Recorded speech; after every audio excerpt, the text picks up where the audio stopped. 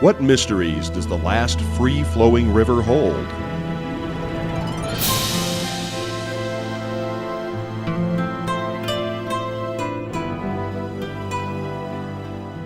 Will we appreciate its hidden treasures, wildlife, and beauty before the Yampa River of northwest Colorado is forever changed?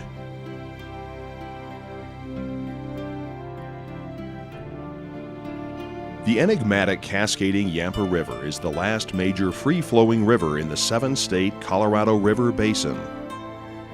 In this video, we hope to give you a glimpse of the Yampa's mysteries and complexities and start to achieve the goals of the Yampa River Awareness Project.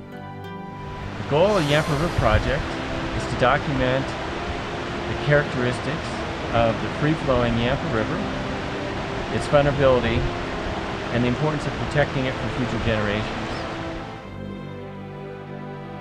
Beginning at 12,000 feet in the Rocky Mountains, 175 miles northwest of Denver, the Yampa River cascades 260 miles to its junction with the Green River in Dinosaur National Monument.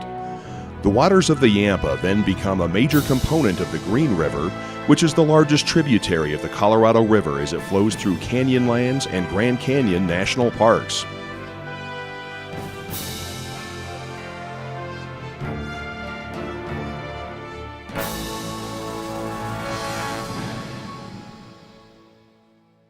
The Yampa starts its journey above the tree line in the Flat Tops Wilderness area, then descends past the region's largest city and major ski resort, Steamboat Springs, before it heads west past the coal mines and power plants at Hayden, cattle ranches at Maybell, and through the 2,000-foot deep canyons of Dinosaur National Monument. A unique critical characteristic of the Yampa is its natural stream flow pattern, where there is a high peak in late spring and early summer, followed by a gradual decline in volume to very low flows in fall and winter. In contrast are stream flows of the nearby dam-controlled Green River above the confluence with the Yampa, where the river has lost a spring peak and there are low, steady year-round flows. In fact, the Yampa is the last major river in the Colorado River Basin to retain an unimpaired, free-flowing natural flow regime. The Yampa largely functions as a free-flowing river. The depletions to the river system are relatively minor, on the order of 100,000 to 125,000 acre-feet against a hydrograph of 1 million or 1.5 million acre-feet. When peak flows were eliminated and sediment removed by Flaming Gorge Dam on the nearby Green River, there were drastic changes in the stream channel of the Green. It reduces the diversity of the habitat within the channel. You no longer have side channels with slower moving water. It confines the channel into a single channel that typically is narrower, sometimes deeper and swifter.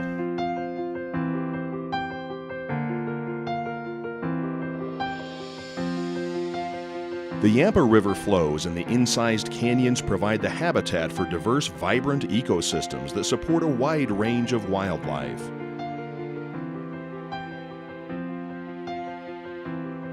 A rich riparian zone has evolved.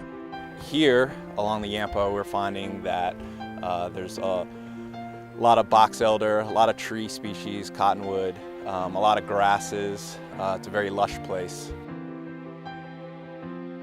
Globally rare giant cottonwood gallery forests that line riverbanks are unique and significant for wildlife.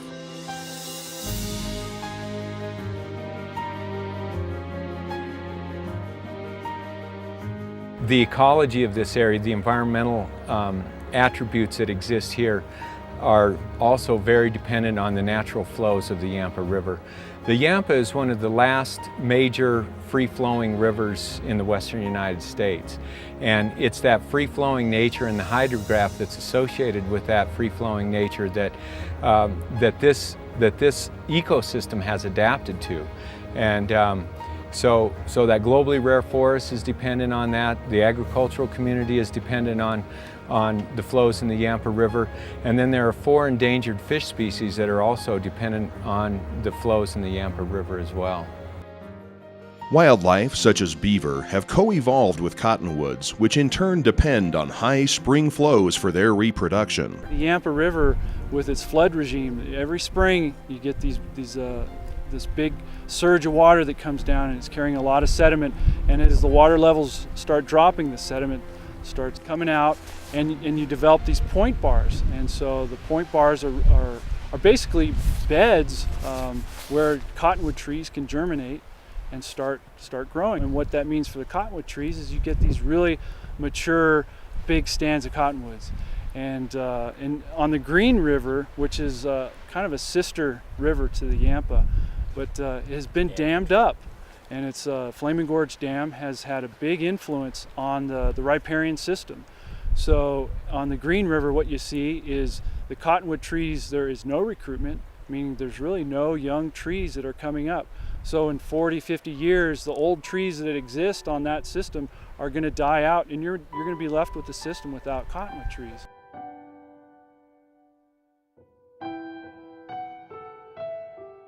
Four fish that now live in the Yampa were once abundant, but are federally listed as endangered due to dams and water development elsewhere in the Colorado River Basin.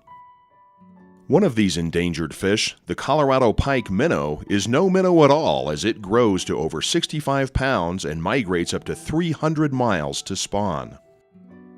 Research has shown that these fish are absolutely dependent on the high spring flood flows for their long-term survival. The fish that live here, the native fish in the Colorado River Basin, really evolved within a heavily silt-laden system. I mean, they're used to it, they adapted to it. You know, they're able to find mates, they're able to feed, and they have mechanisms that allow them to do that without being able to see necessarily always. Humankind has also been utilizing waters of the Yampa for enjoyment, sustenance, and economic activities since Native Americans first appeared.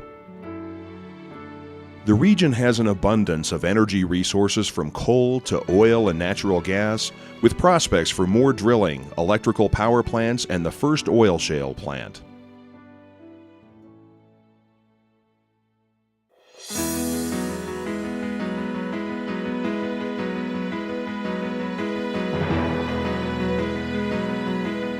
Tourism and recreation are the economic backbone of the region. The Yampa provides water for many of the most popular tourist activities, from snowmaking for area ski resorts to fly fishing and river rafting.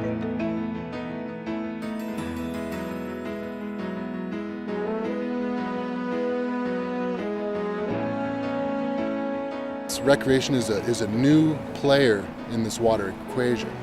I believe that all of the rafters and all the people have helped, you know, all of the businesses here, not only our little store, the hotel across the street, and us. So we would like to see more people up here river rafting. The region's cities are expanding, and the regional population is expected to increase 60% by 2030. The river it's our most precious asset. It is essential to all forms of economic development. In other words, how would we make snow on the ski area in the winter without the river? It's a big part of almost all the recreation activities. The agriculture, that's the heritage of the valley, would be lost without the river. Its natural beauty, riparian habitat, is central to all the wildlife and other activities that bring people here, and the river is a very special place. The Denver area is growing rapidly, and several organizations are looking to the Yampa as a possible source of new water. One newly proposed project would dam, divert, and pump back Yampa water 260 miles over 3 mountain ranges to the region around Denver. But all the mounting demands for the Yampa River water cannot be met without seriously impacting the Yampa's wildlife, parks, tourism, and the basin's quality of life. Tough decisions will need to be made in the near future. The original Colorado compacts, the Rio Grande compact, all the different compacts that have occurred using water throughout the western United States were prescient in the sense that they did resource allocation. But we're reaching another level. We're reaching a whole new level of resource allocation needs. Impacts from any large new water project would extend well beyond the Yampa to the Green and ultimately to the Colorado River, even the Grand Canyon. The Yampa is actually one of the most key components of the Colorado River system because it really is one of the last wild, naturally functioning sections of the Colorado River system. The Colorado River system has been altered, channeled, diverted, dammed throughout most of its length, throughout most of its tributaries actually as well. And the Yampa actually stands out as one area that has most of its natural functions intact, both hydrologically, geomorphologically, the sediment transport processes, a lot of the natural elements that characterize the Colorado River system. So what you have going on here with the Yampa in the context of the whole river is that it brings that wildness into this river system. It's helpful when you think about the Yampa as a key to the health of the Colorado River system, the Colorado River watershed, is to think about the landscape scale that we're talking about. You've got the Colorado River watershed starting the headwaters of the Green River in Wyoming, Rocky Mountain National Park on the former Grand River, now the Colorado, and all the way down to the Gulf of California and the Colorado River Delta. And when you think about that system and how drastically altered it's been over the last 100 years, you have one good, healthy, free-flowing river left, and it's the Yampa.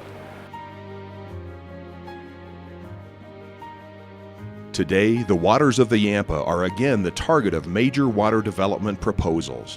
But we are just uncovering its mysteries and beauty.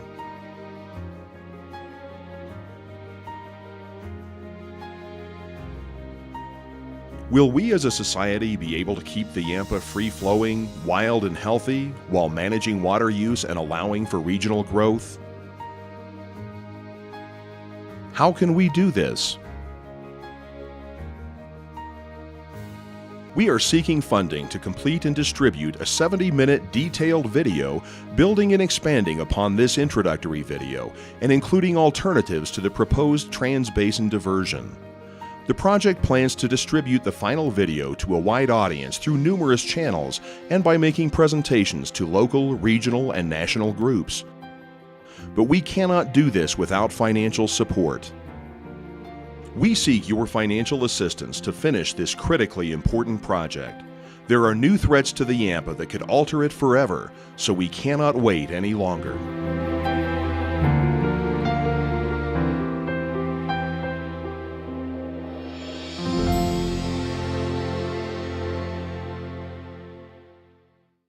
We should protect this river because if you mess it up, then other people will get to experience all the great things that we've seen, and if they change it, then everybody will they won't get to see it ever.